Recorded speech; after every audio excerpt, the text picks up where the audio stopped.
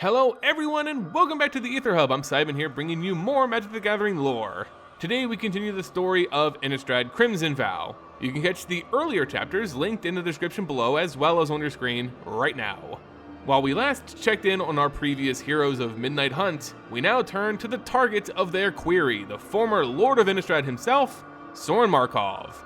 Sorin, as we last saw him, was brooding heavily within the destroyed walls of his home, Markov Manor. He was in no mood to help the would-be heroes then, even going so far as to fight an angel to force them to leave. But how has he changed since the Midnight Hunt, since Innistrad had fallen to darkness? Sorin may no longer feel for Innistrad or his supposed allies, but perhaps an old personal grudge could stir the heart of this ageless immortal. This is Crimson Vow Chapter 3, written by Arsenault Rivera, Planning a Markov Wedding. Innistrad will endure, so the saying goes. But one look out the window is all it takes to render that meaningless. There is no way Innistrad can endure this. Sorin Markov is sure of it. He's been sure of it for nameless centuries. Inclined as he was to philosophy, he sorted out the truth of the matter not long after his grandfather turned him. If no vampire ever died, and each vampire fed once a month, often killing their donor. Speaking conservatively, the humans took 9 months to reproduce. Well, it just doesn't make sense. Even discounting humans who died of diseases, humans who became vampires, humans crunched between the jaws of wolves, and so forth, it just didn't work. For Innistrad to endure, the saying existed even back then, they would need to either severely limit the number of vampires created, or ensure that humans lived. Sorin, young then, approached his grandfather with this discovery. Edgar had long fostered the boy's interest in alchemy, surely.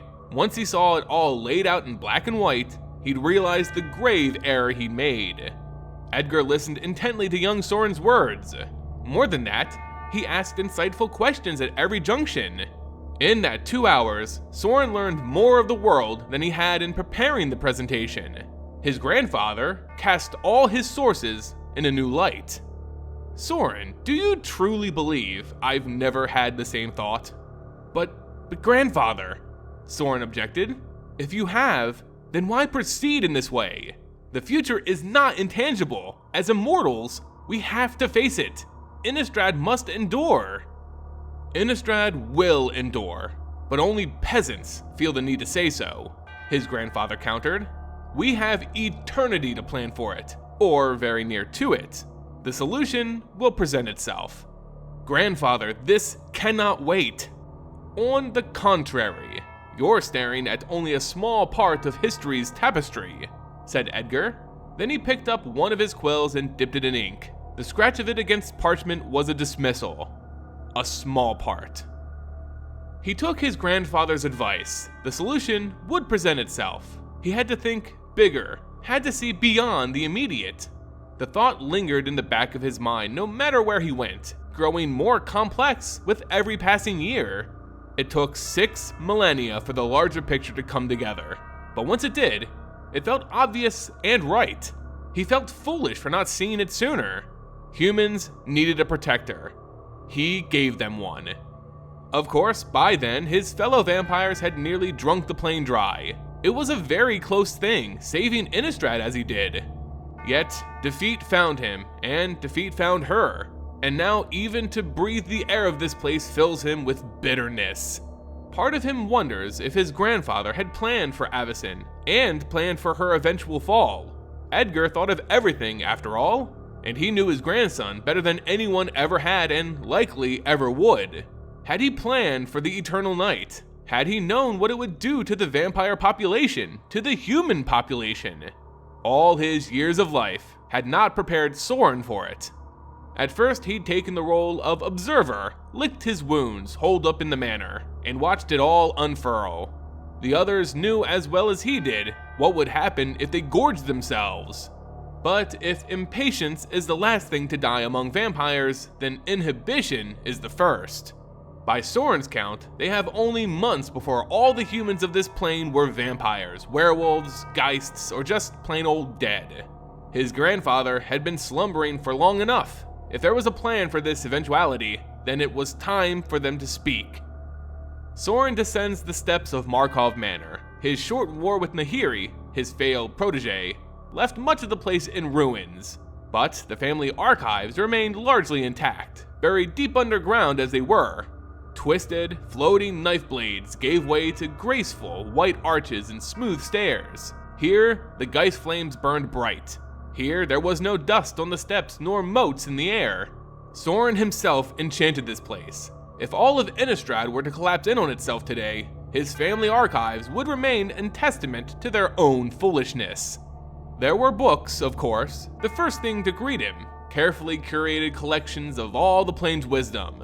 His grandfather's journals were given special treatment here, bound in golden covers and displayed beneath the purest glass. 3 bookcases comprised Sorin's own journals, those he was not actively rereading or writing. The musings of generals, alchemists, even Cathars and Abyssinian priests. They all winked back at him from their places on the shelves. "Save us," they seemed to say. How often people said those words to him. He grew weary of other people's problems, of saving other planes, of the vast and complicated web he'd woven in his unending life. Innistrad. At least he knew Innistrad. He thought he could recover here. Once his house was in order, so to speak, he might emerge and deal with the other planes once more. "Save us," they say to him. "I'm trying," he wants to say back. Past the books were portraits, statues, and the armory. He walks the narrow halls of white stone and does not stop to pursue the works of his brethren. Innistrad would endure.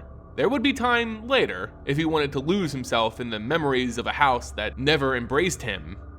Only a little farther to the coffins.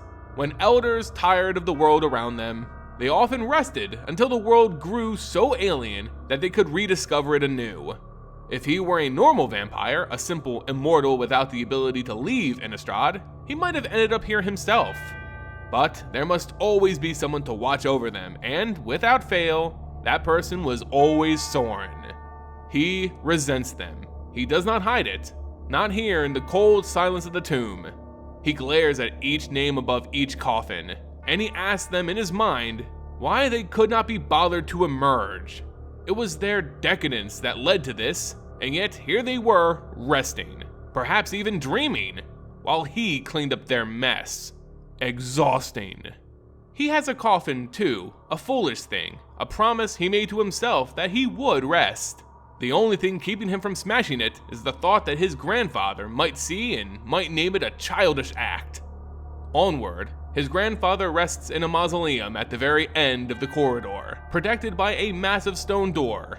Often, Edgar woke for small spells. Sorin left him books for those cases, things he thought exemplified the current state of Innistrad. Sometimes, when he needed his grandfather's counsel, he would even wake him. The two would speak in the drawing room of the dead, and when it was done, Edgar would rest once more. It always left Sorin feeling like a child, but the advice had not once failed him. Resigned, he walks into the mausoleum expecting to see his grandfather resting in the mighty coffin Sorin commissioned for him, or reading at his stately desk, and instead, he finds an empty room. There are no statues here to greet him. Gone are the table, the chairs, even the empty teapot he kept here. Dust silhouettes the bookshelves where his grandfather's collection of knowledge used to dwell. But none of this compares to the largest lack in the room. The coffin itself is missing. Fury burns in his heart. It so often does, and yet now there is so little left to burn that all he can do is laugh. Of course. Yesterday, he'd allowed himself to leave the grounds. He wanted to see what was going on with his own eyes. Of course, someone had struck while he was away. He pinches his nose, considers his options. It is then that he hears the flapping of wings and feels an air shifting within the palace. Someone else is here, perhaps more than one intruder. He turns, snatching at the sound. A bat, by the feel of it. He crushes it without a second thought. Within its clutches, stained now by his blood, there is a single envelope. To my dearest, most precious Sorin Markov, whom we could never forget on this day. He knows that handwriting. It takes centuries of patience not to crush the envelope. Instead, he opens it. The words within do nothing for his mood. Oh no. If his previous gloom was the darkness of a new moon, then this is the darkness of a moon snatched from the sky entirely. He throws the bat's limp body into a corner of the mausoleum and storms back up the stairs. There are intruders, he can feel them. Still, if they have any part of this mockery... Careful, that book's bound in human flesh. The voice echoes down to him. A woman, familiar, but only vaguely. They're in the library. When he comes upon them, they're standing in a half circle around his reading desk. Some of them he knows, but there are plenty of new additions. Seems they've picked up some strays along their travels. A thief of some kind, her eyes quicker and her smirk sharp. The pyromancer, hands in the air like she's seen something horrible. Then his eyes land on Teferi. Jovial as always, he's hiding a laugh. Teferi puzzled Sorin. He so rarely met others who could see the whole of history, or anyone who smiled so easily. The wolf, Arlen Cord, with her hands on her hips, lecturing. And of course the Cathar that last came with them. All of them in his library, in his family archives, behaving like children when confronted with one of the foremost texts on stitching in Innistrad. Of course it was bound in human vellum, what else did they expect? He didn't keep work by novices. He has half a mind to puppet them all out of there, to grab them by their veins and set them walking. The other half, older, more patient, cognizant of his awful position, realizes that they must have come here for a reason.